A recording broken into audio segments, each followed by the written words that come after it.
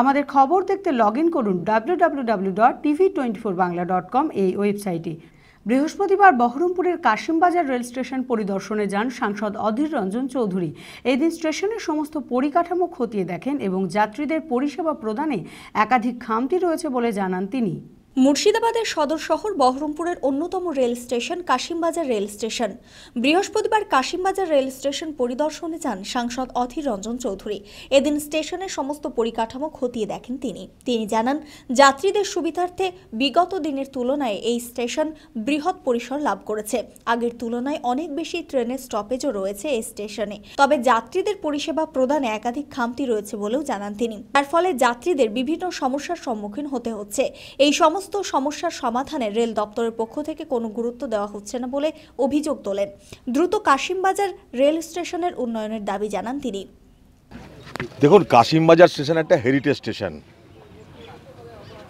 এটাকে চওড়া করা হচ্ছে, এখানে ট্রেন বেশি দাঁড়াচ্ছে এবং বহরমপুর শহর যেটা মূল শহর তারও একটা বিরাট অংশের মানুষ তারা বহরমপুর স্টেশন না গিয়ে কাশিমবাজার স্টেশনে আসছে, কারণ তাদের যাতায়াতের সুবিধা হচ্ছে, তাদের ট্রান্সপোর্টিং কস্ট কমছে।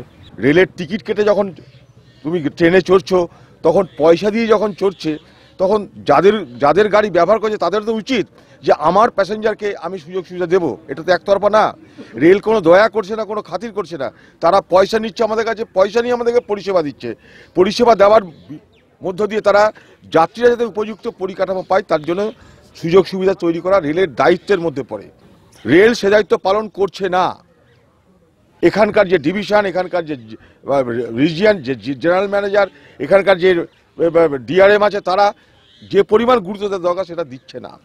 আমি নিজে মন্ত্রীর সঙ্গে কথা বলেছি, পীযূষ গোয়েলের সঙ্গে, তাকে আমি কাগজপত্র পাঠিয়েছি, তাকে আমি এখানকার মানুষের অসুবিধার কথা জানিয়েছি এবং আমি এটাও বলেছি যে যদি মনে হয় যে এমপি আছি আমি, আমার তরফ থেকেও কিছু টাকা আপনি নেন, কিন্তু এখানে সাধারণ সুবিধার জন্য একটা যে খরচ আছে সেই খরচটা আপনি করতে দ্বিধা করেন না, কারণ এখানে বহু মানুষের অসুবিধা হচ্ছে।